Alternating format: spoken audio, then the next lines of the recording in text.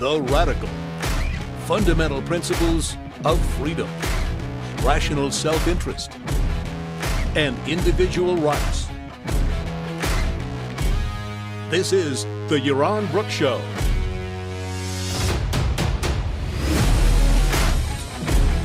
All right, everybody, welcome to our post-election wrap-up.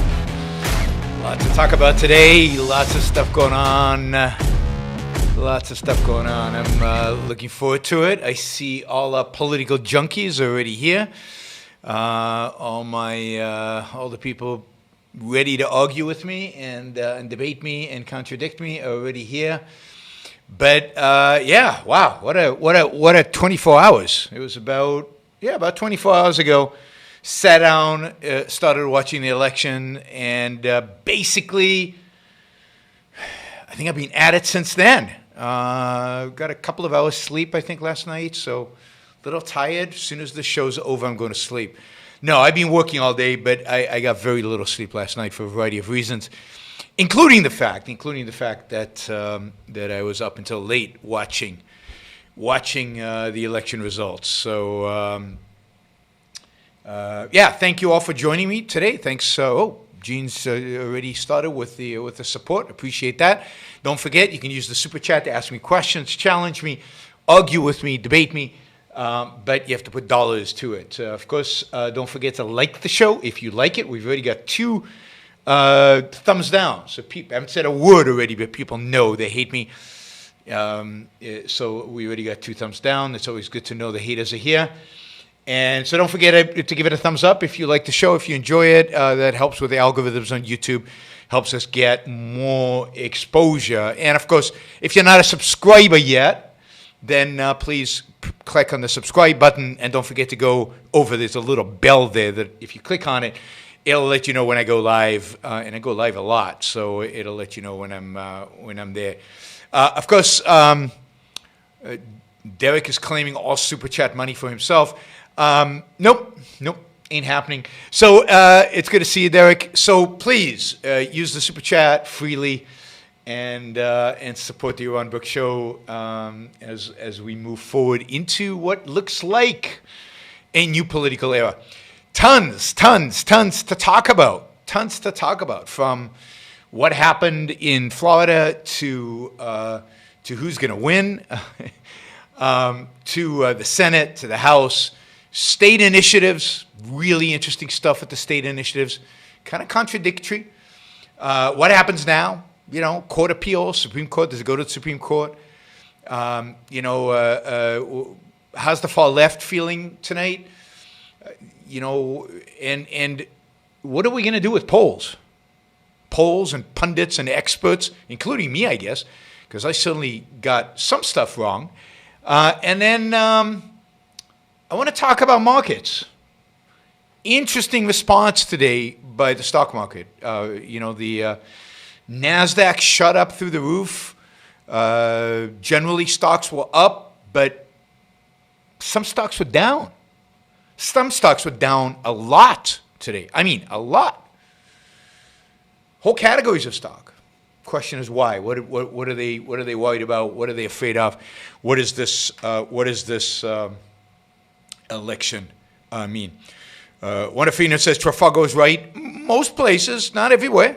Trafalgar had, I think, had Trump winning Michigan, but they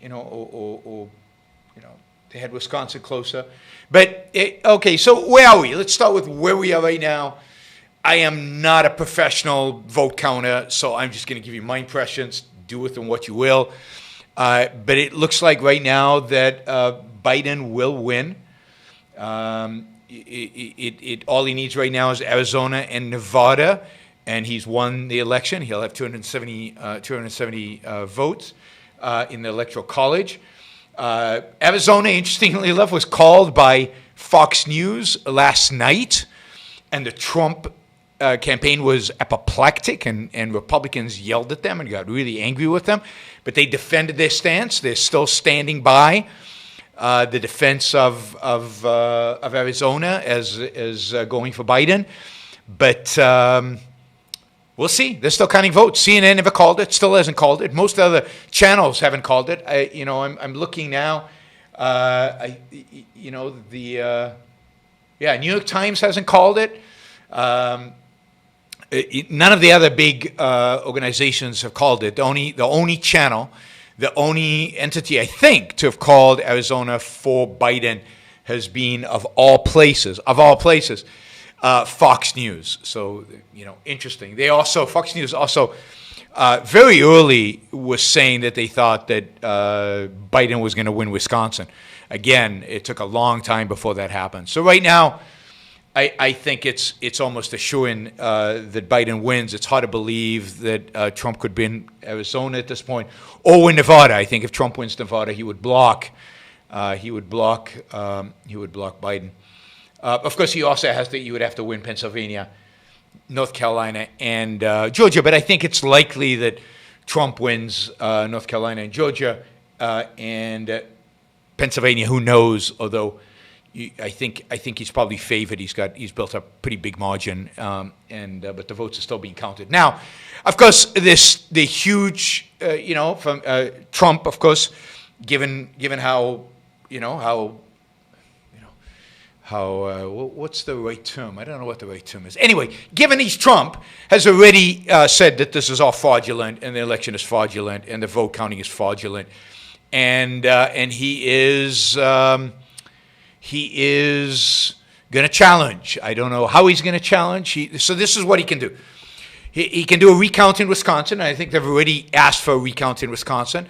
The fact is, there have been at least 2 previous recounts in Wisconsin in past elections. They shifted votes by about 300 votes. He needs a lot more than that to win Wisconsin. He has asked for them to stop counting votes in Michigan, but Michigan, they basically have finished. So he will probably demand a recount there, but they don't seem to be any big anomalies in Michigan. We'll see, right? We'll see. And if they are, I'm sure they'll take it to court.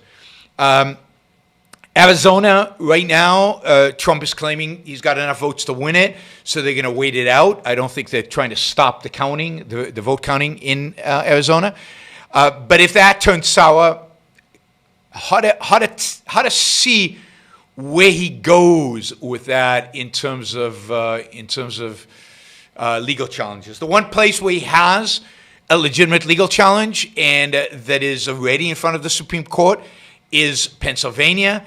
I don't know if you know exactly how the Pennsylvania thing works, but the Pennsylvania Supreme Court ruled about the ability to count these votes. The votes could come in as long as they were postmarked by the election. They would be counted.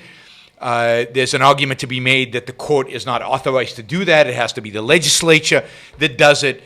The Supreme Court has basically allowed this to continue on a 4-4 split. But that didn't have the new Supreme Court Justice Barrett. So with her, there's the potential that the court would rule against Biden. But even then, it's not clear Biden needs Pennsylvania. It's not clear that enough of these votes would even count. So it really isn't clear what path Trump has to challenge this election. Right? It's not clear what path we have to really challenge this, for him to challenge this election. I guess we'll find out in the next few days as this kind of gets cleared up. This is going to take a while with the recounts and everything. We won't know anything, I don't think, before Friday. They're going to call the election for Biden as soon as Nevada and Arizona come in, probably tonight, maybe tomorrow morning. But at that point, then the question will remain, what about the challenges? What about the recounts? What about all the other noise that Trump is going to? But look, Trump won the presidency as a conspiracy theorist, right? He was one of the big advocates of the birther conspiracy, the idea that Obama was not born in the United States and therefore was an illegitimate president. Trump is not just going to walk away from this saying, oh, I lost, so fine. Trump is very likely to claim that this election was stolen from him, that he really could have won it. There will be a significant percentage of Republicans, I'm seeing this on Twitter, who will agree with him, who will support that. That'll be the foundation for him if he wants to, and if it looks positive for him, for a foundation for him to run again in 2024 on the in the Republican primaries. So we will see, right? We will see. It's going to be interesting. It's going to be fun, but I do not expect Trump to concede. He might leave, but he will leave under protest. He will leave while saying that history will vindicate him and that this was one big conspiracy. Biden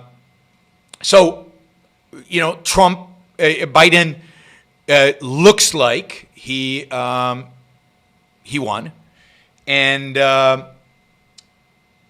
presidency. But of course, what didn't materialize is a landslide victory for Biden or a large victory for Biden. The polls were wrong. They were wrong in big margins, although they predicted Biden would win, and he probably will win, so they got it right there. And certainly in the popular vote, is much closer to what the polls predicted. But on state by state, Wisconsin, there was one poll about a week ago that had Biden winning Wisconsin about 14%. I mean, that isn't happening. He's won Wisconsin by tiniest of margins. The polls had Biden winning Florida. They had Biden winning Georgia. They had Biden winning North Carolina. Not by small margins, but they still had him winning all those 3 states. And clearly, those 3 states are not.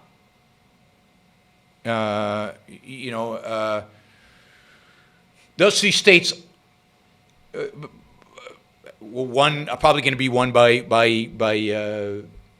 Trump by very small margins. So they got all of that wrong big time. So it's interesting, right? The pollsters all said, we learned our lesson for 2016. We adjusted, we adapted, we increased, we changed, we modified. No. They got it almost as wrong this time as they did last time. Percentage-wise difference is probably the same. They probably got it just as bad this time as they got in 2016. It's just that they got who wins the presidency right, but nobody else. Trafalgar seems to have done better than the other polls. Trafalgar's not a well-regarded pollster, so that's interesting. So again, the whole industry, I think, has to really, really, really. The whole idea of polling in the era in which we live is questionable. How do you create a representative sample when it's not clear who's going to vote? That's the other thing about yesterday. When have we ever had so many people vote? We've had a massive number of people, the highest turnout for vote since 1900 or something. Now, I think that's a negative sign, not a positive sign. But how do you poll when more people are going to show up than you expect? How do you know which people are going to? How do you segment the population in a way that makes them poll meaningful, particularly in the fragmented tribalist system that we have today? So I think polling to a large extent is going to have to go back to the drawing board. We're looking at redoing how you do polls. Look, they missed 2016. They missed big time here. They missed Brexit. They missed the UK election at least once, maybe twice. They missed the Israeli election a couple of times. They have been awful. They have been awful. Somebody's going to have to go back to the drawing board on how to do polling and how to model polling and how to figure out how to actually get a sense of what a population is, what people in a population is thinking. I think a lot more people changed their minds at the last minute than was suggested. And most of those people who changed their mind at the last minute changed their minds for Trump, I think, for a variety of reasons. He had real energy at the end. He was doing these rallies. Biden's ridiculous. Biden was ridiculous. He looked ridiculous, people honking in their cars because they were afraid to be outside. He lacks energy, lacks excitement, lacks passion. Nobody was passionate about Joe Biden. Nobody was passionate about Joe Biden. They might have voted for him because they didn't like Trump. They might have voted for him because they wanted to vote for Bernie Sanders, but he didn't win, and they wanted to vote left. They might have voted for him for a lot of reasons, but nobody likes Joe Biden because he stands for nothing. He's not an energizing, charismatic figure like Trump. Trump stands for nothing, but he gets people engaged, and he stands for the agenda that he has presented, even though, again, he's a complete and utter pragmatist. So one place the polls failed, obviously, is with the general election for president, but they got the direction right, and they got ultimately the president right. But they completely failed with the Senate. I mean, the probability of Democrats taking the Senate was 75%, according to Nate Silver, who kind of aggregates the different polls and has his own model and everything, which, again, he's going to have to go back to the drawing board. The probability of Democrats winning the Senate was 75%. There was not a single poll that had Collins winning in Maine. Every single poll, including Trafalgar, I think, if Trafalgar polled there. But every single poll had Collins losing in Maine, right? Collins wasn't guaranteed enthusiastic Republican support because she was basically an anti-Trump Republican. She didn't vote for Barrett for the Supreme Court. She would not follow Trump. And there was a strong Democratic challenger, and Maine's a Democratic state. And yet she won. So Republicans held the Senate in Maine. They lost 2 Senate seats. They lost in Arizona, and they lost in Colorado. Colorado is turning bluer and bluer and bluer all the time. So it looks like Arizona is, which is interesting. Primarily, the Arizonans and Californians tell me because of Californians moving into those states. But then Republicans were supposed to lose North Carolina. It doesn't look like they haven't called that race, but it looks like the Republicans will squeak out a Senate victory in North Carolina. They were supposed to lose Iowa. They didn't. They were supposed to lose Montana. They didn't. It was supposed to be close in Georgia.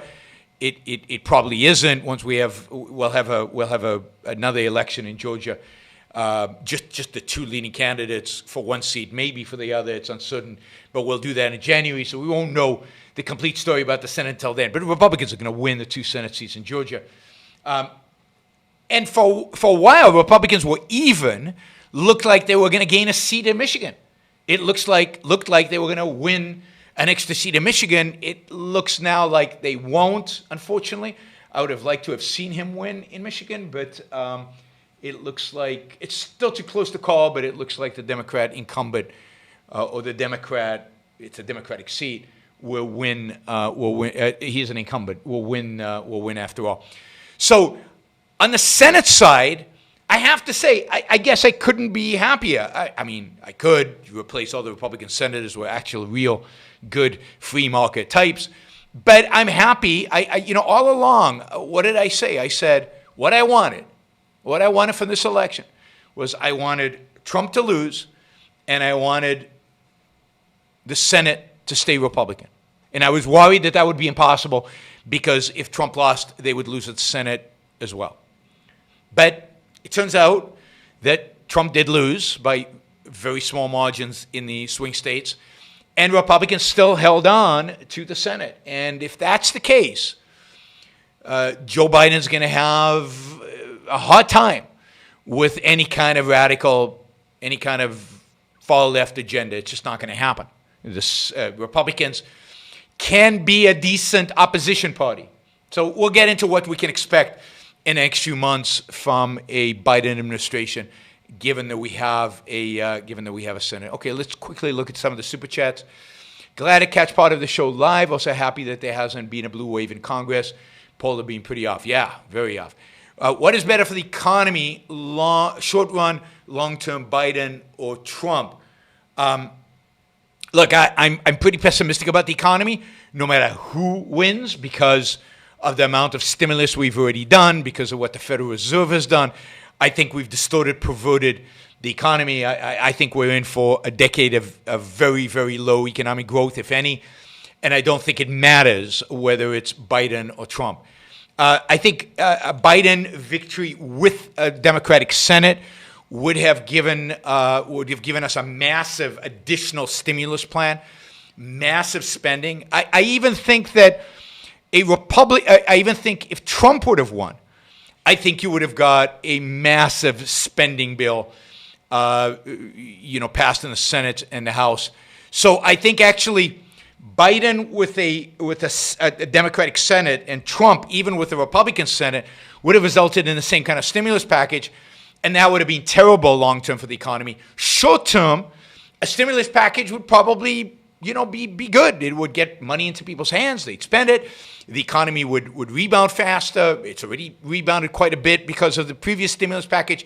But the damage all that done, the damage of borrowing all that money and distributing it through the market, through government mechanism and the cronyism and the distortions, the Keynesian distortions that are created, the malinvestment, the zombie companies, all the things that are out there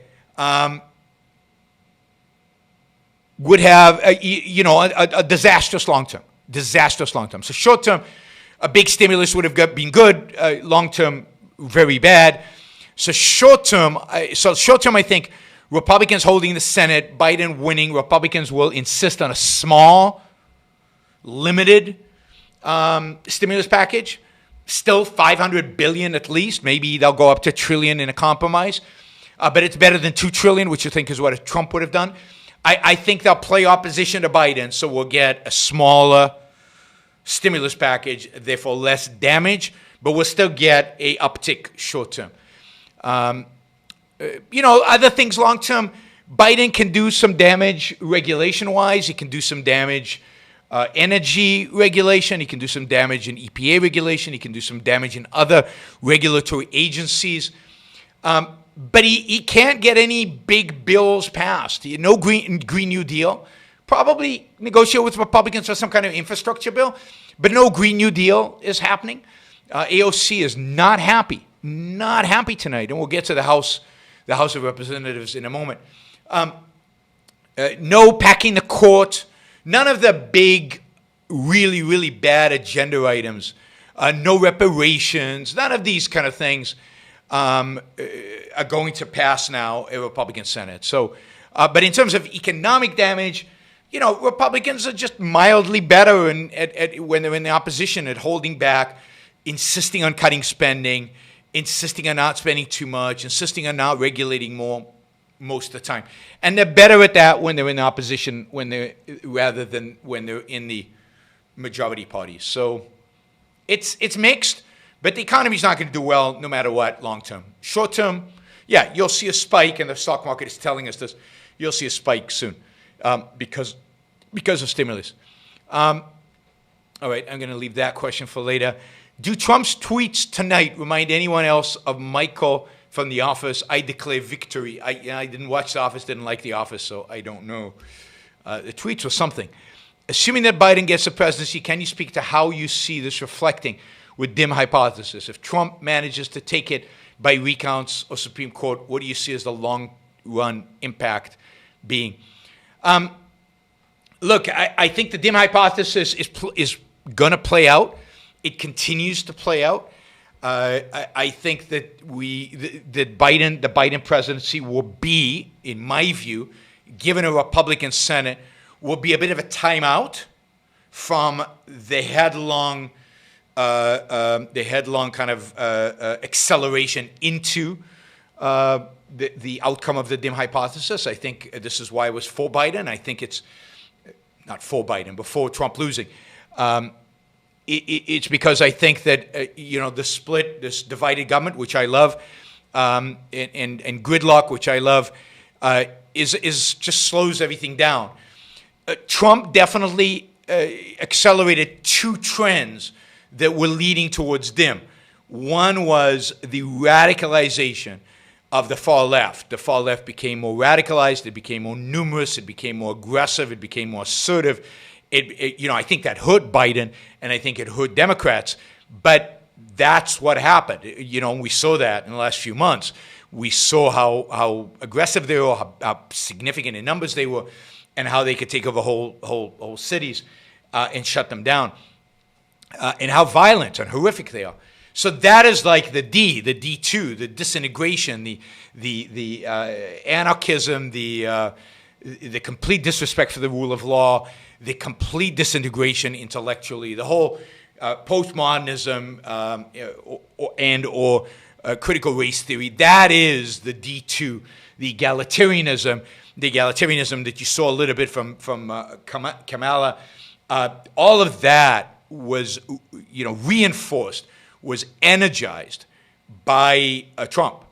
And so you saw that on the left. And then on the right, I think you saw all the elements, and I don't think they're gone from the Republican Party. This is why I think this isn't a big deal in terms of an election, in terms of changing the Republican Party. I think the Republican Party is now a Trumpist party, even though Trump might not be around. Because I think what you saw is a movement towards more authoritarianism. The left is authoritarian, right, in its own way. But I think the left's authoritarianism cannot ever actually achieve power. It achieves power through the right authoritarianism, whether it's through religion, nationalism, any of these applications. And I think we're seeing, evangelicals voted. I think it was the largest turnout for evangelicals ever yesterday. They voted just like they did in 2016, overwhelmingly for Donald Trump. Religion is far from marginalized in American politics, certainly not in the Republican Party. It's still there significantly. So I think Dim is still on track. I think that Biden victory with a Republican Senate slows it down a little bit. I think now there's going to be a battle for kind of the soul of the Republican Party. There will be over the next 4 years to determine who's going to run in 4 years, who's going to be the nominee in 4 years. There's also going to be a big battle to try to retake the House in 2 years and maybe expand on the Senate in 2 years. So midterm elections are coming up. That'll start being top of everybody's mind. So you're going to see within the Republican Party a battle, a real fight for who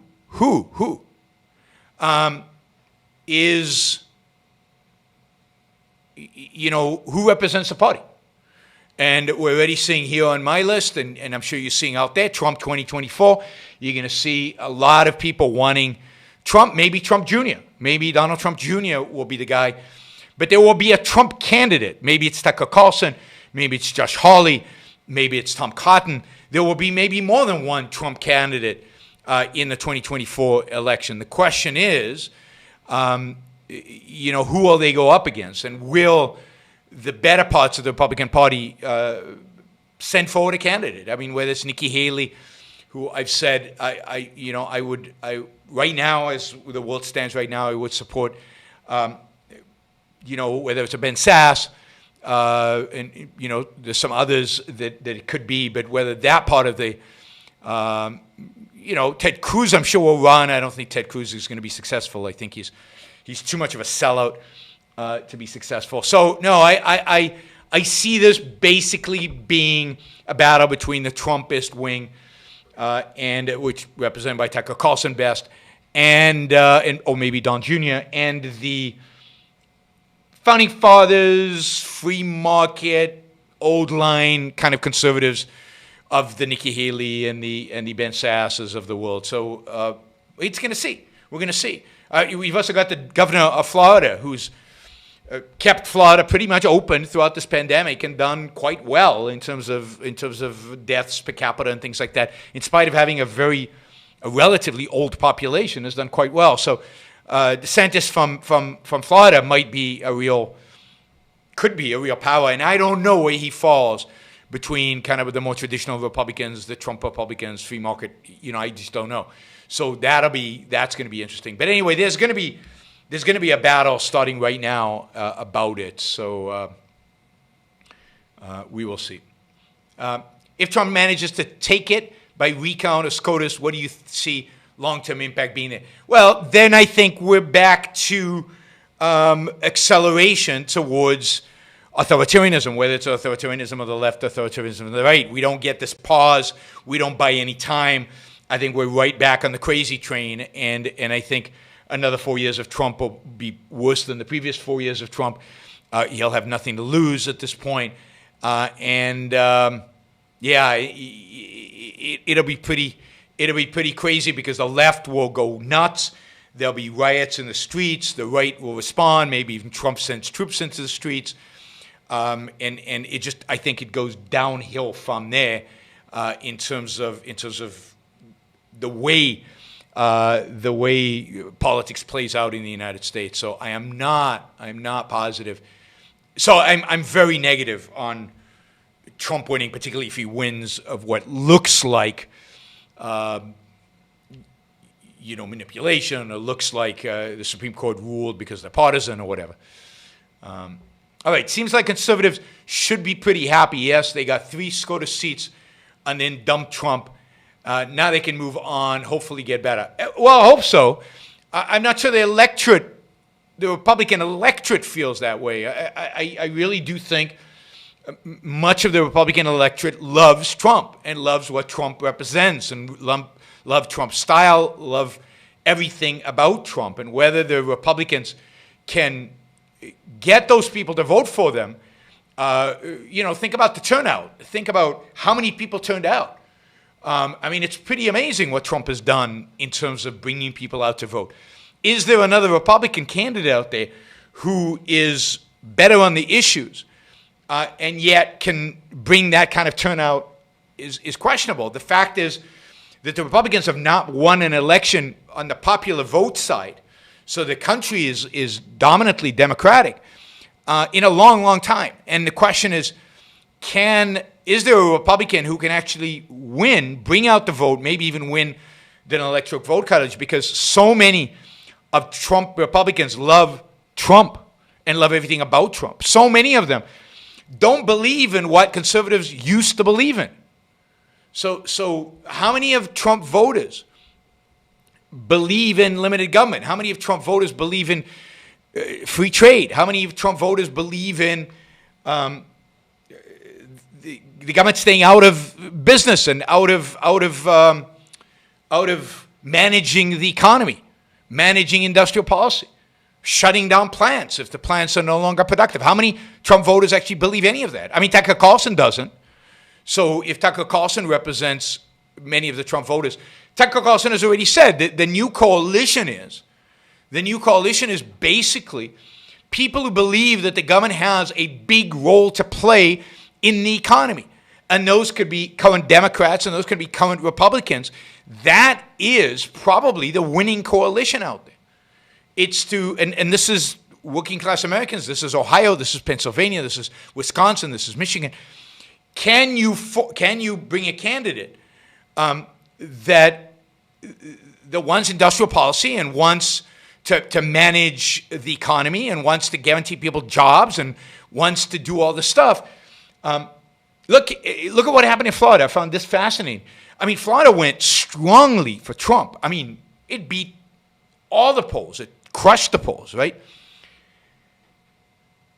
So a lot of Trump voters went to the polls. And yet, one of the few propositions yesterday that went bad, that went against me and against my recommendations, was that voters in Florida voted overwhelmingly to raise the minimum wage to $15 an hour. Now, over time, by 2026 or whatever. But that's, and my guess is many of Trump voters voted for that. That's the coalition. The coalition is people who want to intervene in the economy. And then it's just a question of how much. Imagine a political party that peels everybody off from the Democrats who don't care about the social issues, and we'll get to some of the social issues there. Gets rid of all the social issues, get rid of the race issues, gets rid of all that, just focused on economic issues. That political party would get a huge number of Republicans, and they would probably win. And then we get socialism without political correctness and without all the other garbage, but we still get socialism. That's where the American voter wants us to go. That's what's depressing about this election, and is that there is no indication that there is any interest, any support for anybody who supports free markets in any kind of way, even a watered-down support of free markets. It's just nothing. There's just nobody out there. Jorgensen, the Libertarian Party, is way underperforming 4 years ago. I mean, she's a blimp, right? But that, so a lot of those people voted for Trump or voted for Biden or whatever.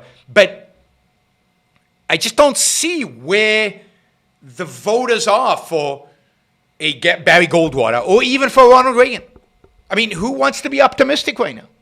Who wants to present a vision of a city on a hill? Who wants to present a vision of an America open to immigrants and open to new migrants, right? Yeah, America doesn't want immigrants. So they certainly don't want a Ronald Reagan-like president or a Barry Goldwater-like president. So so what does it mean that that conservatives are happy? Where do they go from here? What do they do? Who is going to represent what? And who can win? Who can win? Could a Howard Rourke ever become president, or would it be impossible because you have to compromise to build a coalition? Yeah, I think today, no. I don't think an objectivist or anybody with integrity or anybody who actually stands for good principles can win. There's just no way to win this election, to win an election with what we have today in terms of the coalition, right? In terms of what voters actually want. They don't want Howard Rourke. They wouldn't know what to do with Howard Rourke. He wouldn't win a primary. Could the Fed forgive the government debt they own? They will have few options if the economy starts to heat up and they aren't willing to bankrupt the government with high interest rates. I mean, they in a sense, they could forgive the government debt. I mean, that's what constantly remonetizing the debt is. They're basically not asking the government to repay the debt. But that doesn't help. That still leaves trillions of dollars of debt in the hands of Americans, insurance companies, pension plans, and China, Japan, other countries. Somebody is going to have to pay for that, either by inflating the currency or by paying it off. And I don't see they can ever pay it off. So they're going to have to inflate it, and they're certainly not going to default on it. So and the Fed doesn't really control interest rates. I mean, if there's inflation, then long-term interest rates will go up. The Fed can try to pull them down, but ultimately the markets will win if there really is inflation. People will just not borrow and lend at the rates that the Fed will try to impose on them. And again, movement towards authoritarianism, the Fed becoming more aggressive, more imposing. But I just don't see that. I just don't see that. In 10 years or so, do you think the Republican Party will start to lean more socially liberal and be less religious to appeal to the younger generation? I don't know, and it's hard to tell in 10 years whether this younger generation is less religious than it is today. I mean, it's hard to tell how this works itself out and what happens. I think the one constant among Republicans and Democrats is both parties have become more statist. So both parties have become more interventionist, particularly in economics. Maybe you're right that both parties will be socially liberal by then, but then both parties will also be statists, and the differences between them will be minor, other than maybe the Democratic Party becomes far left and the Republican Party occupies the left of center position, and there is no party of the kind of individualistic right. That is just history. We will see. We will see. It's going to be. It's really hard to tell because it's hard to tell what the American people want, and this is where I think the other part of this is interesting. So, let me first talk about the House vote. So, one of the things the polls were telling us, one of the things the experts were all saying, is that the Democrats were sure to gain House seats. Well, no. It turns out that Democrats lost House seats. That they will still keep their majority. Nancy Pelosi still going to be Speaker of the House, but that they lost seats. Nancy Pelosi is not happy today. She has lost some of her power. She does not have Chuck Schumer on the Senate side running a majority, but Chuck Schumer is a minority leader still. And none of her agenda, none of what her people would like to get passed is going to get past the Republican Senate. That's the one thing you can count on in the Senate, as I said. Right? So the far left is not happy. They're miserable. Many of the far left candidates were rejected. Many of the far left candidates lost. And this is interesting because I've said for years, Americans are not going to buy into the craziness of the far left. I mean, Leonard says it in the dim hypothesis, and he gives a philosophical reason why people don't buy complete disintegration. It's just, it's impossible to hold. It's impossible to sustain. So the far left is losing politically. It cannot win. It cannot sustain itself. AOC is, a lot of the people that AOC supported, promoted, lost. I mean, even in Portland, Oregon.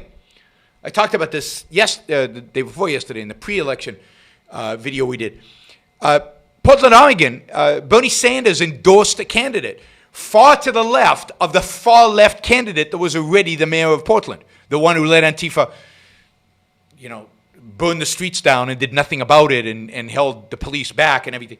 And you got this far left candidate that Bernie Sanders endorsed, that AOC endorsed, that everybody endorsed, and she lost.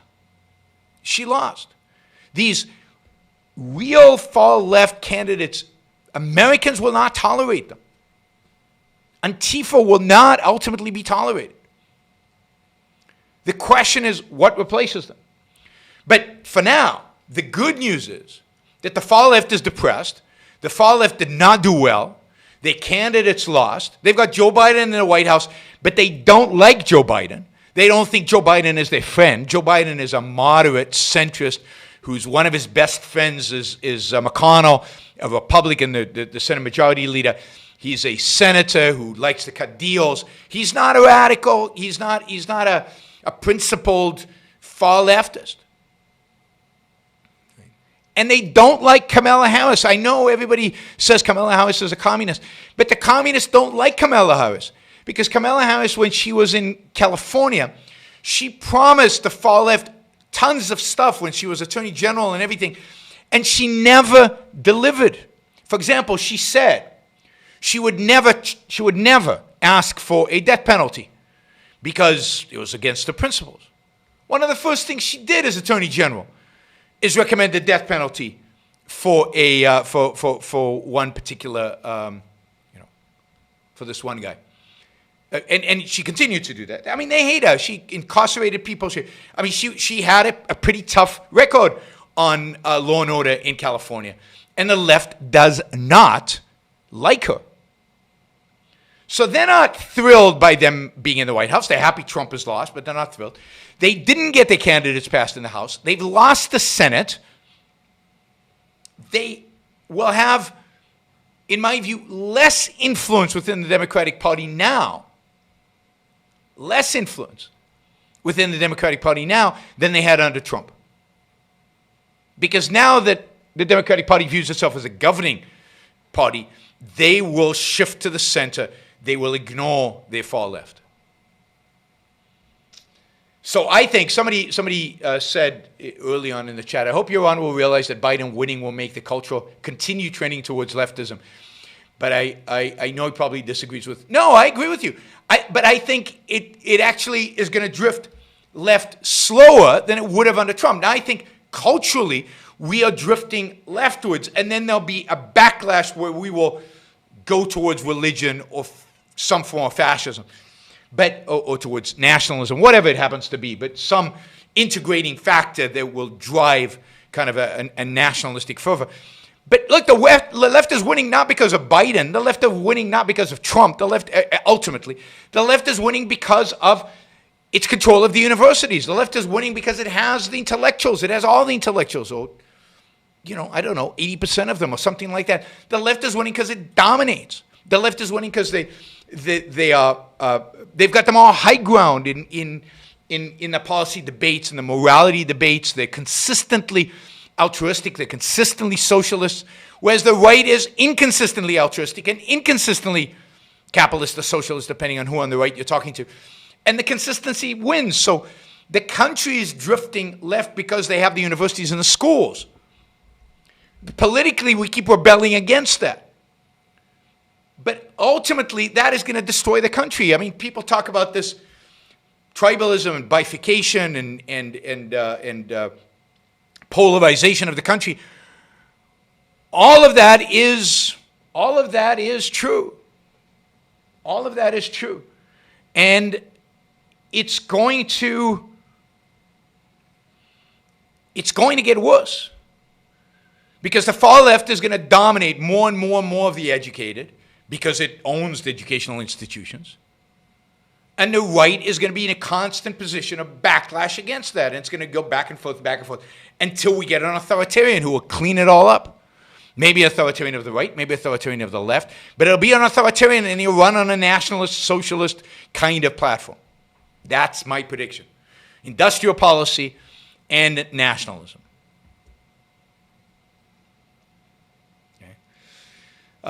So far left is depressed today. Republicans make gains in the House. They did not lose the Senate, which is pretty amazing. We know now, even more so, not to take polls seriously. By the way, Super Chat is open. You can challenge me. You can debate me on the Super Chat. Just put a few dollars behind it, and you can go have it. Let's see. We got a couple more questions. Yuan, you must be happy that an establishment person is in power. Another war where American blood is spilled. Help Israel will come soon. Yuan. Well, I mean, no, but I'm not for wars in the Middle East, and if I am, then win them at least. And I don't like the establishment. I never have. But what exactly did Trump do? We still have troops in Afghanistan. We haven't drawn them down significantly. They're still there. American blood is still being spilt in Afghanistan. Just look at Justin Amash and what he writes about this. There's still plenty of troops in Iraq, more than when Trump started. Still troops in Syria. Never withdrew all the troops from Syria. We still have troops as far, latest count I saw, American troops are still in 120 countries around the world. There was just an operation that we did in Africa because we have troops in Africa. I mean, this notion that Trump was somehow going to bring the troops home. He never did it. He had 4 years. 4 years is a long time. But he didn't bring the troops home. He was much more focused on hugging and kissing the backside of the brutal dictator of North Korea than he was in bringing American troops home, defeating the Taliban, or at least showing some signs of defeat and then coming home. Troops are still all over the Middle East, everywhere. And if anything, you talk about Israel, if anything, Trump is probably the most friendly to Israel. So I don't get this. Biden, Democratic Party has moved away from Israel. Biden will probably be one of the least friendly presidents to Israel because of that. So I find your projecting onto Trump things that he didn't do, projecting onto Biden positions that he probably doesn't have, and your hints of your anti-Israel hints and maybe even anti-Semitic hints that I want American blood spilled for Israel, which is insane. I don't even believe American dollars should be spent for Israel. I don't believe America should provide Israel with financial aid. And I don't believe American troops should be right now in the Middle East unless they're going to win. But they're not going to, so bring them home. I've said that all along, and I said that in Afghanistan as well. So Trump is the one who's kept them there, not me. Let me see. Oh, don't forget, we've got a lot of people watching live. Don't forget to like the show before you leave. Liking the show and getting the numbers of likes up helps the algorithm, helps the show gain an audience, get out there. If you're new to the show, my guess is most of you are not, but if you are new to the show, then please subscribe. You just click the subscribe button right there. It's right in front of you. And you can also click the bell next to the subscribe button, and that'll let you know when I'm on live. You'll be informed when I'm on live, so you won't miss any of the live shows. But don't forget, right now we should have a well over 200. So well over 200. So just some of you, the ones who like the show, I don't expect anybody to press the like if you don't like me. You don't like the show. But please, the ones who like the show, please like it. And then finally, those of you who get value out of the show, appreciate any support you can provide, whether it's through the Super Chat here on YouTube Or even better, with a monthly contribution at yaronbrookshow.com/support, Patreon, Subscribestar, or Locals, any one of those platforms, I can receive contributions through there. And if you make it a monthly contribution, I know what's coming. Everything is easier to plan, and it's great. And I have said that I'm eager to get that number up to add $3,000 of monthly contributions. We've already added, since I said that, we added about 600. So we've got 2,400 to go in terms of adding monthly contributions. So thank you for those of you who already added. And I'm hoping some of you will add in the next few days so I can stop bothering you about it, and I will shut up about contributions once I get to that number. 3,000 more, well, 2,400 more because we've already got 600. All right. Giant recession under Biden, interventionism by 2024 may pave the way for free market Republicans come election. It could be, because I think we were heading towards a giant recession anyway, even under Trump, because I don't think Trump was a non-interventionist. And Trump wanted a huge stimulus package. He wanted infrastructure spending. I think all that spending could lead to recession. And if there is a recession, I would rather a Democrat get the blame for it. And maybe then a Republican who leans free market, who is more principled around the ideas of free market, can win. So that would be good. Again, Nikki Haley comes to mind as somebody who at least says she defends capitalism, even though she doesn't quite understand what it is and how to do it. She at least seems to defend it. So.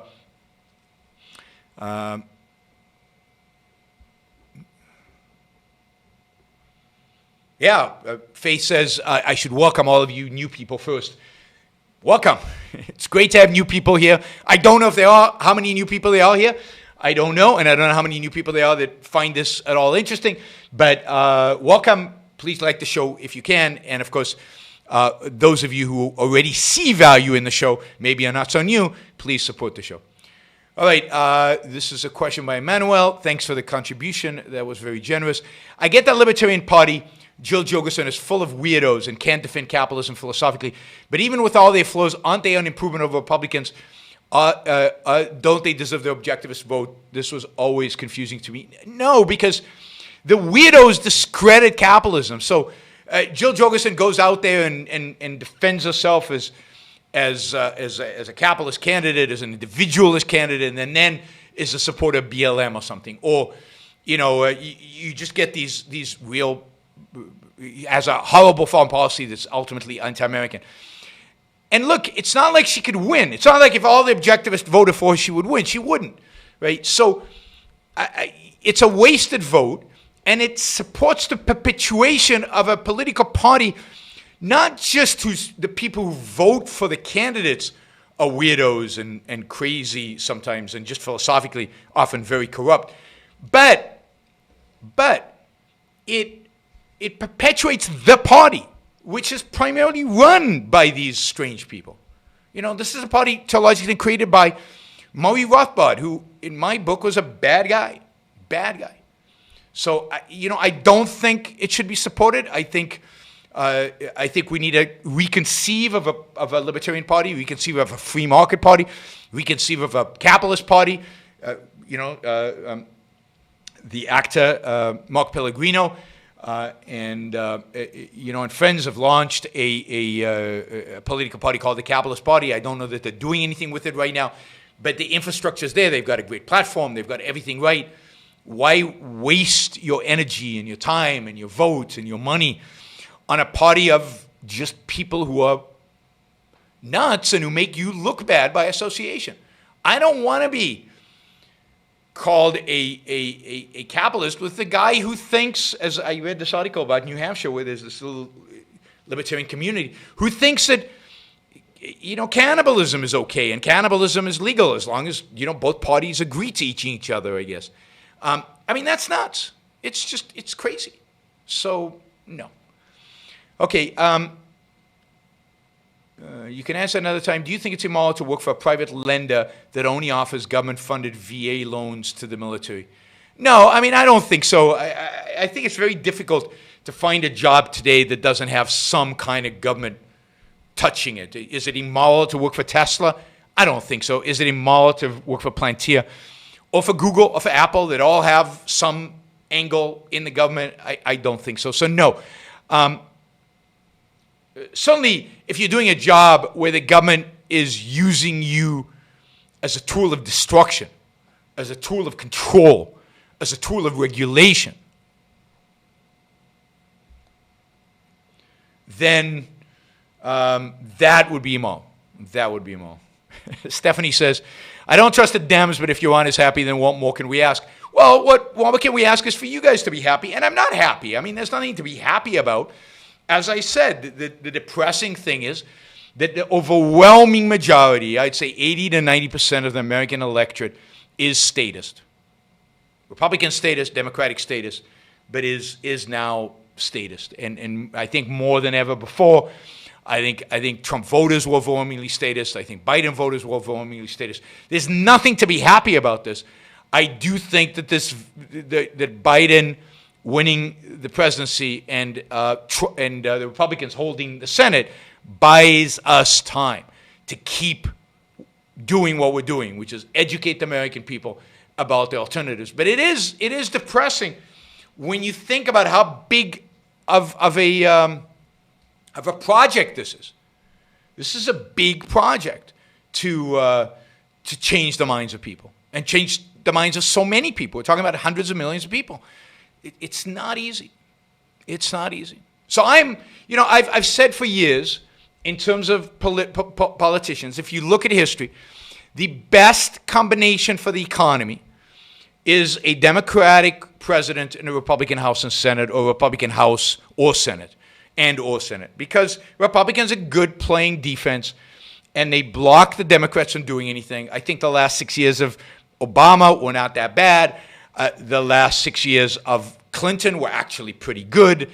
And yet, compare that to George Bush, who had the Senate and the House and let spending go out of control. And the last time we had a balanced budget was under Clinton in 1999, 2000. That's because of the dot-com bubble, but also because Republicans forced him to keep spending down. They forced Obama to cut spending, and spending as a percent of GDP went down during the last 6 years of Obama because Republicans forced him to do that.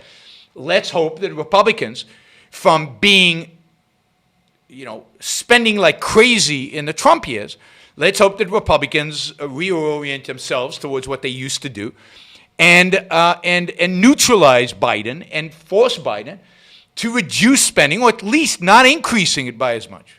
Not increasing it by as much. John asked, are you still planning on a review of The Incredibles? Yes, although I did launch this program where if you pay me $500, I will do a review of the movie of your choice. But yeah, I need to rewatch The Incredibles in order to do it, but I will do a movie review of The Incredibles. It's not as objective as the movie as some of you guys think, all right? All right, let's see. Yeah, let's a few other things about the general election, then I do want to go to these propositions, because particularly in California, but also in Illinois and some other states, really, really interesting results from these propositions. It's the one bright spot in this entire election from the perspective of believing in the American people.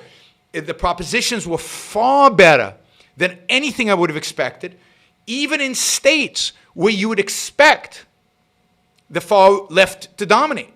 And yet, they were again crushed in these propositions. We'll get to that in a minute. All right, first thing I want to do is, I also want to talk about this. Really interesting demographics. Now, this is from exit polls and stuff.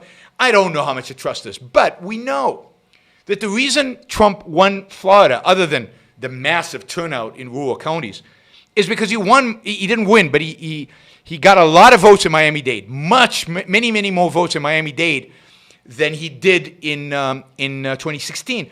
And that's because he got a big chunk of the Hispanic vote. And the Hispanic vote there is primarily Cuban, and what's interesting, I didn't know this, but there is a lot of Venezuelans in Miami-Dade.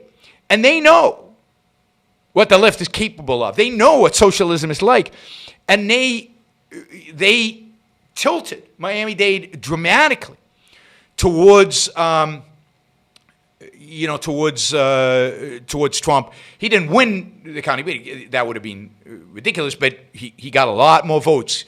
There's no way he could have had the kind of win he had in Florida without getting a lot more votes in Miami-Dade, the largest county in Florida. So Trump has outperformed with Hispanics. There's no question about that, particularly Hispanic men. He outperformed with black voters. He's got a higher vote of black voters, again, primarily black men. And then what's interesting is what hurt Trump are not what everybody expected, which is white women. What hurt Trump is white men. It seems like he lost some ground there. Again, interesting for the Republicans to ponder that you can do well with Hispanics if you frame the message right. It'll be interesting to see what they take from this. We'll talk about markets last. What does this say about America? Talked about that. All right, let's talk about the state initiatives. There were a lot of state initiatives. Well, no, I think there were less than in past elections. So not a lot of state initiatives, but there were some big ones. And I want to go through this because it's interesting because California is about a leftist state today, as you can imagine. Remember, this is a state that up until 1992, I think, maybe even 92, was Republican, solidly Republican. It was Ronald Reagan country. It was very much a Republican state, Republican governors, Republican amendments. The whole revolution to start cutting taxes was really initiated in California with Proposition 13 in 1978 that basically froze the basis on which you could evaluate property taxes and kept, as a consequence, property taxes in California quite low for a long, long time, which has benefited old people who've lived in their home for a long time and hurt young people who, when they buy a home now that's very expensive, pay a lot of property taxes. But the old people, the house never goes up in value for the purposes of property taxes. It stays flat, so they pay very, very, very. If you bought a home in California in the 70s, you pay almost no property taxes on it today, even though the house might be worth $5–10 million. So here is California, super left, and there was a ballot initiative to undo a portion of Proposition 13 to basically do away with that freezing for commercial real estate. So they were smart. They said, no, residential, we don't want to touch you. We're not going to hurt you voters. But we're going to go after businesses. Businesses can afford to pay this. You know, the standard stuff the left does, demonize the business and then go after taxes for the business. I mean, I would have thought this would be a no-brainer for Californians. Of course they would vote for this. Guess what? It lost, and it lost by a big margin. And now that, it lost by 52–48. But that's shocking. Leftist Californians, California that is asking for a bailout from the federal government, refuse to raise taxes on their own businesses. Why? Because to some extent they understand the economic consequences of that. So that's good. What other propositions did we have in California? Another big one. In 1996, California passed a proposition that basically said that universities and the government of California were not allowed to use affirmative action. They were not allowed to use quotas of any kind. And I thought, and so Proposition 16, yesterday, was on the ballot to reverse that, to allow California institutions, schools, universities, to use affirmative action. I thought this is a no-brainer.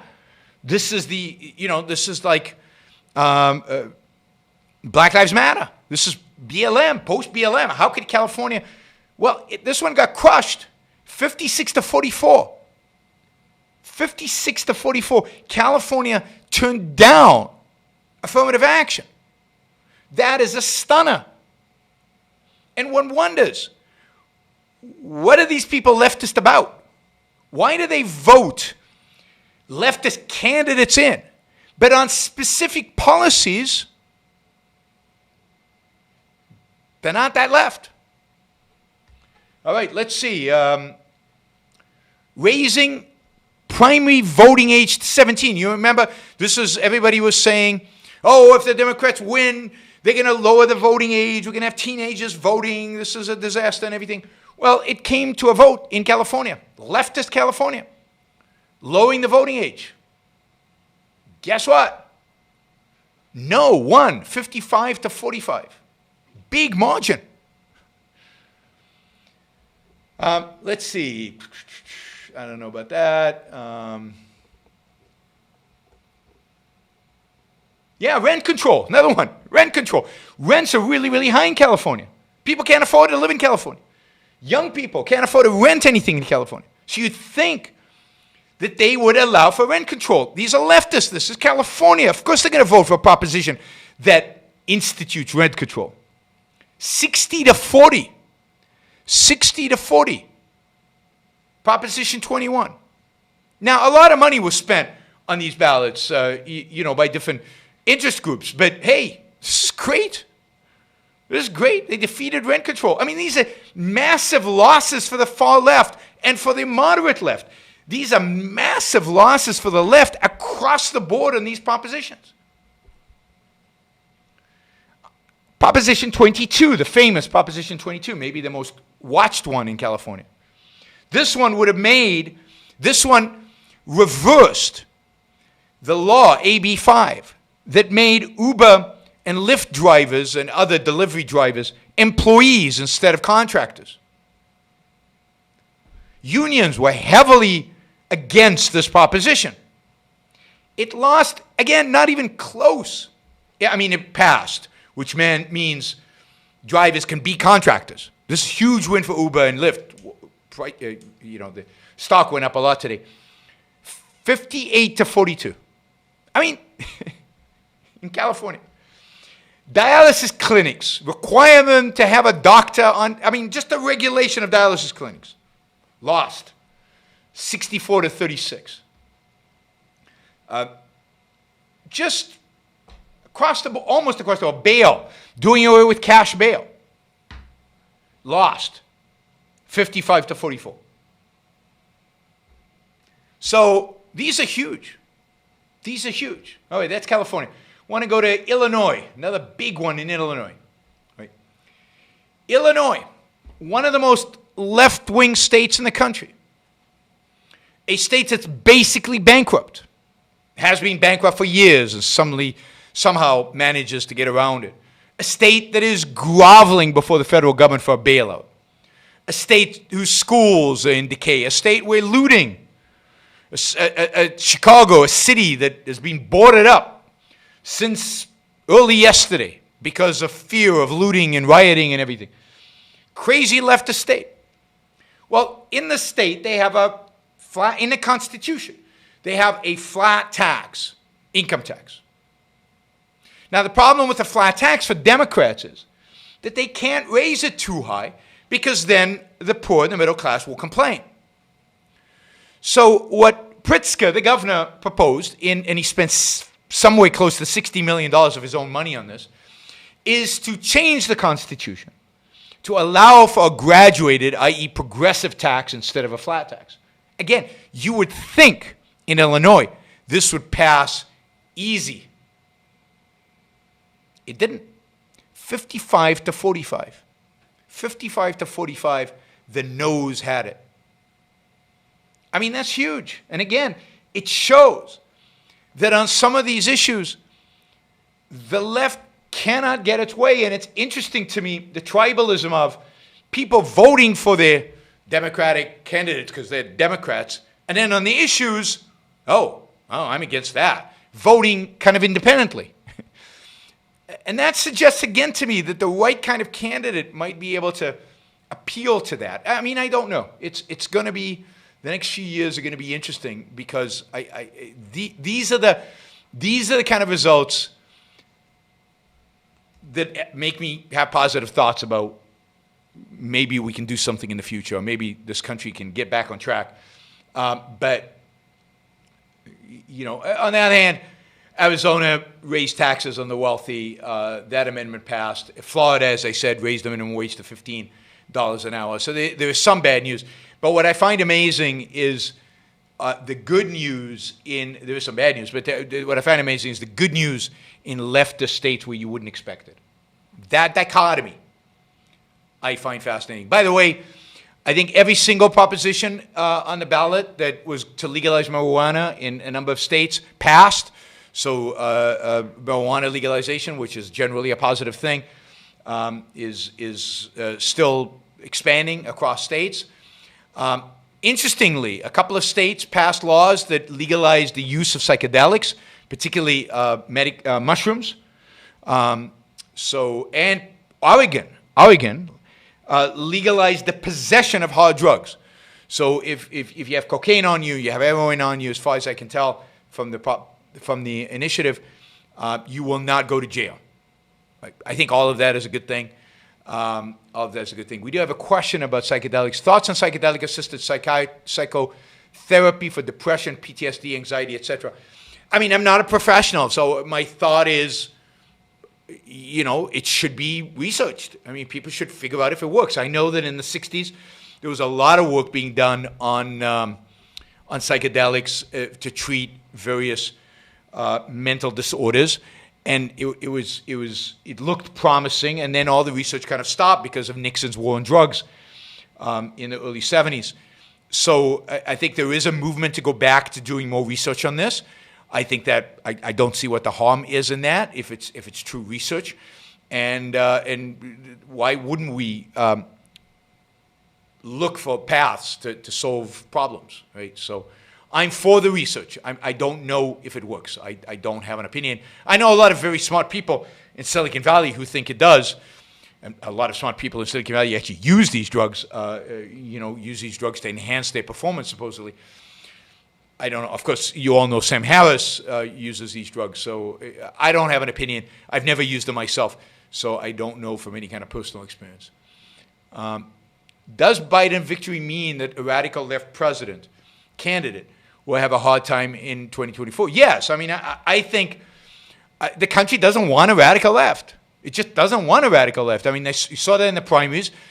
People rallied around a pretty pathetic candidate. Nobody loves Joe Biden, just so they could avoid nominating Bernie Sanders. Now, Bernie Sanders has maybe 20, 30, 40% of the Democratic Party love him, but it's not 50, and it's not 60, and it's not 70. Elizabeth Warren did pretty badly in the primaries. The people way out there on the left did badly, and I think particularly if you start getting into critical race theory and all these other things, those candidates, I don't think, can win yet. Now, maybe one day, I doubt it, but maybe one day. But the country doesn't want socialists, and it doesn't want, this kind of complete racism of the far left. They're willing to go out and protest. The Democrats are willing to go out and protest for BLM because they think there's police brutality and it sounds good, and it's about equal rights or whatever. And they're willing to entertain some pretty leftist ideas that are pretty bad, but they're not willing to be all out. Particularly not when, like in these propositions you see, when the actual policies are made evident to them. All right, another reminder to like the show. If you like it, of course, hit the like button on YouTube. It really, really, really helps the algorithms. Thank you for all the listeners, the people watching today. It's, we've got a record audience. This is great. But please like the button. It really helps. If we could get it over 300, that would be fantastic. We've done that once before, but it's been a while, and that would be really fantastic. So if you like the show, and before you leave, before you go somewhere else, please click the like button. It helps a lot. Of course, if you're new to the show, please subscribe. Try it out. Test it out. And press the little bell button to get notified for when I go live. What do you think happens with the Department of Justice investigation into Pfizer court abuses by the FBI during the Russian collusion case? Will the Biden administration let them off the hook? Yeah, I think they will, but I think this is the sad thing, and I think, again, Justin Amesh wrote about this on Twitter, I think yesterday. It wasn't like Trump was against Pfizer. I'm against the Pfizer courts. Let me be very clear here. The United States should not have secret courts, period. So I'm for abolishing Pfizer. But Bush wasn't. Bush just wanted to use Pfizer for the things that Republicans want to use Pfizer for, and the things he wanted to use Pfizer for. He just didn't want them abused against him. But if they're used to abuse our rights, I don't think Trump cares. So they will let them off the hook. Pfizer will continue to exist because that's what both political parties want. There's just a few congressmen, I think Rand Paul and Justin Amash, who's no longer a congressman, and maybe Massey and a few others who don't want Pfizer to exist, but they're in the tiniest of minorities right now. Why do Americans overwhelmingly support bigger government policies in polls, but seem not to want to follow through? I don't know. I mean, there's something about a proposition. It's not affiliated with a political party. You don't feel like you're betraying your political party by voting against it. But I don't know. I think Americans are torn. Think about how Silicon Valley is torn, right? People in Silicon Valley are considered to the far left, but they don't want regulations. They don't believe they should be regulated. They don't want more government intervention in their businesses, in their world. Many of them, I'm sure, voted against some of these propositions. They don't want to be forced to do all kinds of things, but they also don't associate themselves with Republicans. They also think of themselves as compassionate and therefore not for free markets, and they want like a universal basic income and things like that, so they consider themselves of the left. But are they, if you really push on certain issues, and where do they fall? And so it's a very... People are not principled, and they're not consistent. And it's sad. And this is why I do think that if you had the right kind of charismatic leader, if you have the right person who gave people a vision of what free markets look like, of what a capitalist America looked like, again, not a radical like I would be, but somebody in our direction without going all there, Ronald Reagan like, and just gave them that image and projected that consistency and wasn't religious, wasn't anti-science, wasn't anti-evolution, then he'd lose the evangelical vote, but maybe he could capture some of Silicon Valley votes, some of the votes in California, some of the votes in Arizona. So this is the problem. The problem is that the free market is associated with evangelicals. And as long as that happens, people are not going to vote Republican, who should vote Republican on other issues. This is the complexity of having these political parties as tribes, as conglomerates, as these things that you vote with or against. It's very, very, very difficult. I mean, Yang is bad because universal basic income is bad. And Yang, if you looked at his website, Yang had a government solution to every problem. He was a central planner par excellence. He thinks he's smarter than everybody, smarter than the market, smarter than everybody. So he had a plan for everything. I mean, he had hundreds of plans. It's terrible. Now, yeah, I'm sure in a conversation he would seem fine. And again, you can push him on certain policies and he might change his mind on them.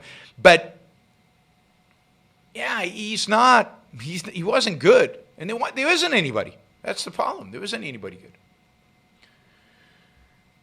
Let's see. Yeah, we answered that. Could we all use the time to start talking about thinking in principles, justice, individual rights, pride, reality? Show people an alternative to thinking in tribes. There is hardly a candidate that stood for principle. There is none. Yes, I think this is what we need to do. If you care about the world, if you care about the future, if you want to see real change in the future, what needs to happen is we need to talk about principles. We need to talk about moral principles. We need to talk about egoistic moral principles. We need to talk about thinking in principle. And then we need to talk about political principles. And we need to talk about the founders' political principles. We are the true heirs of the founding fathers, not the conservatives. We are secular and pro-capitalism, pro-freedom, pro-individual rights. And we need to explain to people what individual rights are. That they're not what the left calls rights. And we, that's how we start tilting it. But it's going to require education, speaking, sharing. And I've said this many, many times over and over again on this platform. We have the internet. It's this amazing vehicle to get the word out there, to get people, engaged with our ideas. And we need to use it. And I don't think we, and I include you guys in the we here, we do a very good job of doing it. We've got to get our ideas out there using this social media, using this mechanism that leverages our voice to potentially millions and millions of people. All right. More of this crap. Okay. Let me, do you think the swap in prop result, what is this? Do you think the swap in prop result may have to do with the people moving to places like Arizona, live in Arizona, and are meeting a lot of folks from California and Illinois on marijuana and use of drugs? This comes with added regulations. Yeah, I mean, I think a lot of the voting trends have to do with people moving. But it's interesting because they move and then they bring their ideas with them. They don't leave them where they are. And as a consequence of that, you know, they turn the rest of the country into the kind of craziness that they left. Objectivism hasn't lost ground in the last 20 years. Objectivism is far, far larger, far bigger today than it was before, you know, in pretty much every dimension. Book sales peaked 10 years ago, but all those people who read the books and the movement and the activity and the amount of content and the amount of stuff being produced and the amount of speaking and the amount of just engagement, you know, of the objectivist movement is, you know, light years greater than it was 20 years ago. I was there 20 years ago. So, no, that's complete nonsense. All right, so... Yes, people moving. Okay, people moving has all kinds of impacts. Hard to measure exactly. It would be nice if when they moved, because California has high taxes, they wouldn't then vote for high taxes in their own place. All right. Okay, I want to say a few words about markets, because markets behaved weirdly today. NASDAQ, tech stocks, went through the roof, up 4%. These are big companies. Up 4% is a lot for one day. Big move up. At the same time, banks were down 7%. Banks on average were down 7%. Why? Well, because I think that divided government is viewed as good for tech. It means the Justice Department under Trump was going after big tech. They'd already filed antitrust lawsuits against Google. And there was a real worry that Trump was going to really go after the tech companies. So I think the fact that Trump is not president was a relief. But they were also afraid of a Democratic sweep. That wouldn't be good for tech either. So I think tech responded to divided government, a little bit more conflict. Ted Cruz wants to regulate Twitter and Facebook, but does the House really think that's a priority? So so I think it's going to be harder for Democrats and Republicans to agree on how to regulate tech, and therefore it won't get done. So I think it's good generally for tech that we have divided government and we have the results that we have, and Donald Trump is not there who was antagonistic to the tech industry, particularly to big tech. On the flip side, banks lost. They lost, I think, for two reasons. One is probability of a big stimulus package just went down. It went down because Biden won, because the Republicans won the Senate, and secondly, because Trump didn't win. I think Trump would have signed a much bigger, forced the Republicans to sign off on a much bigger stimulus package. Biden can't do that. And therefore, less stimulus is bad in the short run for banks. Banks wanted the stimulus or bank investors wanted the stimulus because that would allow small business owners to repay their debts, consumers to get a check from the government and repay their debts. It's generally good for banks. No stimulus, slower short-term economic growth basically hurts banks in the short run. Long run, I think we're all better off with a smaller stimulus or no stimulus, but nobody seems to really care about the long run anymore. All right, let's see. We had two of these questions. All right, we're getting close to the end here. Let me just remind everybody, I will take these two questions. Let me just remind everybody to give the show a thumbs up if you liked it. I hope you did. Before you leave, let's try to get that up above 300. That would be great. Don't forget to subscribe. Don't forget to support the show. You're on bookshow.com/support or Patreon or Subscribestar. Just look up my name. But of course, thank you for being here, and I hope those of you who are new will stick around and start subscribing. So don't forget to subscribe and follow the show. Okay, a couple of questions about, again, Inside Baseball. Bonnie sponsored LP's recent online birthday and LP's lectures. I was honestly unsure if that could be construed as him somewhat endorsing Bonnie's essay calling for change at ARI. Thoughts? Carl Bonnie made some outlandish accusations against you and ARI. Will you or the Institute be officially responding? So let me take the second question first. No, I don't have any intention of responding to these accusations. They're ridiculous. To respond to them, I would have to write a 30-page essay to make them objective to you. If I did respond with a brief statement, how would you know if I was right or if he was right? You can go on and on about that. So, no, I intend to let it be. Let you guys make up your mind. There are a lot of questions you could ask Carl Bonnie if he was on the board. Was on the board for 25 years, something like that. While all these failures were supposed to be happening, what did he do about it? He's only been advocating for change in the last few years. You could ask Carl Bonnie why he's using confidential information that he learned about as a board member when he signed a non-confidentiality agreement. You could ask Bonnie about all the contradictions in the statements that he makes. Lots of things you can ask Bonnie. You can also assess whether you think ARI has done anything over the last 20 years or whether it's been a complete failure like he represents it. I leave it in your hands to evaluate it, but it's filled with misrepresentations, inaccuracies, distortions, perversions, and on and on and on I could go. But what for? What would be the purpose? There's too much work to be done. I'm not interested in getting into that debate.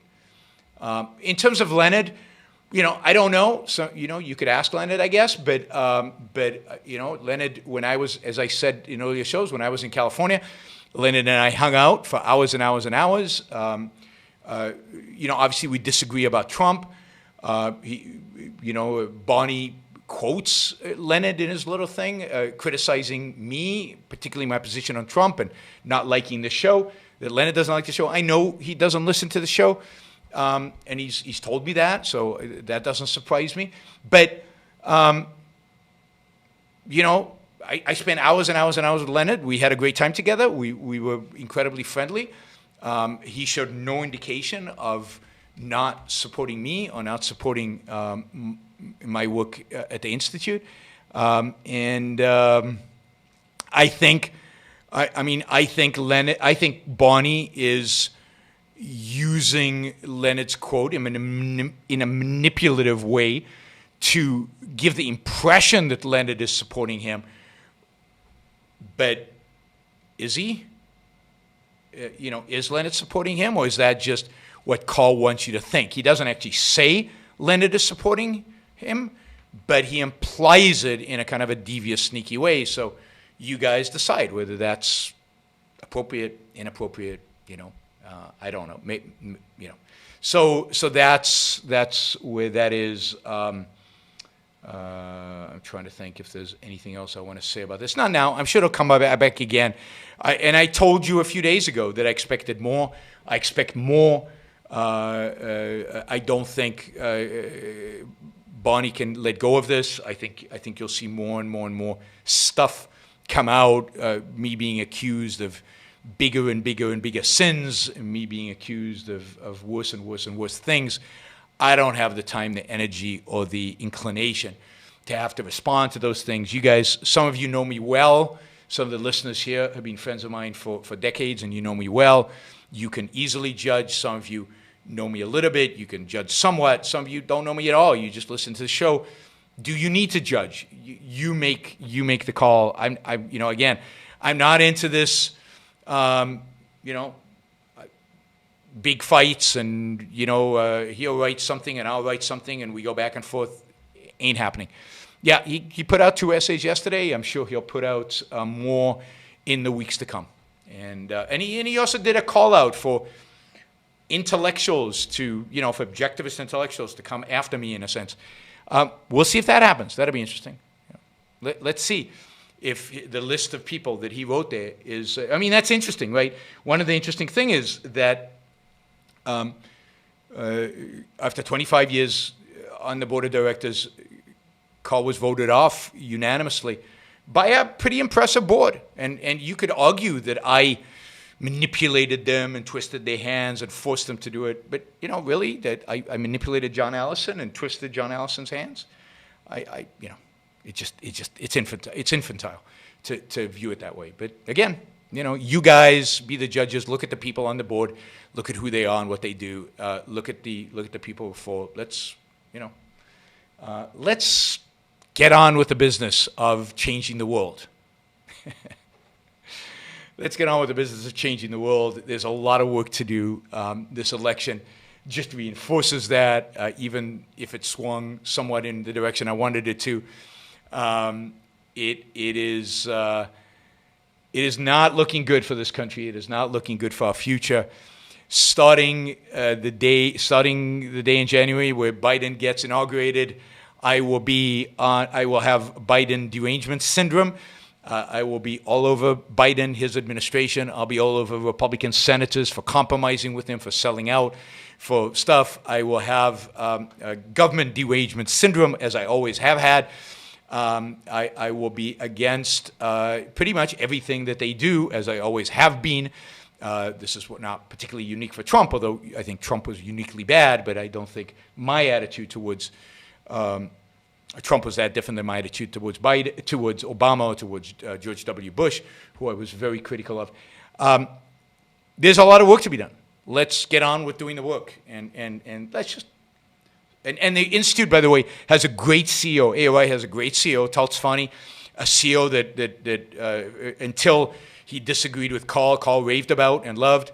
A CEO who's dedicated to a job, who's smart, who's a former high-tech executive who brings that techie attitude to the Institute. You're going to see great big things from AOI, and us embracing more and more technology, getting more and more of these courses online. Right now, Leonard Peikoff's courses are all online at the Ayn Rand Institute, Ayn Rand University. We've got an app. If you don't have an app, you should download the app, Ayn Rand University. It has all of Leonard Peikoff's courses, every single one of them, lectures, Ayn Rand's lectures, other people's lectures. You know, it's all there. And Tal has done a phenomenal job at getting all this out there to you guys and delivering it to you and presenting it to you in a friendly, easy to use, user-friendly way. I think he's doing a fantastic job. And to undermine him right now, to undermine him and to undermine the Institute right now, when we're fighting for the future of Western civilization, you know how I'll end that sentence. I'm not going to actually say it. But yeah, I mean, you should, if you don't contribute to the Ayn Rand Institute, you should. You should be supporting the work Tal Tzfani does. You should be supporting the work AOI does to promote Ayn Rand's ideas, to get the ideas out there, to get young kids, to get people interested in these ideas. Nobody comes close. And I know everybody thinks, oh, if only the Ayn Rand Institute did this. Well, we have, we have tried and thought about most of these, but if you have an idea we haven't thought of, we're happy to consider it. People are worried about the finance of the Institute. Please don't be.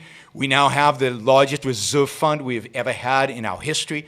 Again, Tal is using technology to reduce, to have reduced kind of overhead and to reduce head count while increasing performance. We have a significant budget, and we have cash. We have cash reserves. AOI, yeah, David, who worked for me at AOI for many years, says AOI with a reserve. Exactly, right? When I ran AOI, we spent every dime, and we usually ran ourselves on the credit line. We had $1 million credit line, and we were often very close to $1 million on the credit line. We ran on cliff's edge most of my years at the Ayn Rand Institute. Tal, good for him, has a very different strategy, and part of that strategy is creating a reserve.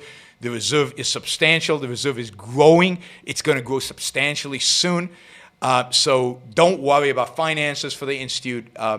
You should support the Institute because there's a lot of work to be done, and the more just like here, the more kind of monthly commitment, the more regular, become a member where you make a monthly contribution, the more they know is coming, the more it's organized, and they have a reserve just in case something really bad happens, right? So, it's good stuff. Brian says, let's work together to make 2021 a better year. Yeah, let me just say, we'll talk about this more as the year 2021's down. This is like the worst year ever. Literally the worst year ever. It's going to be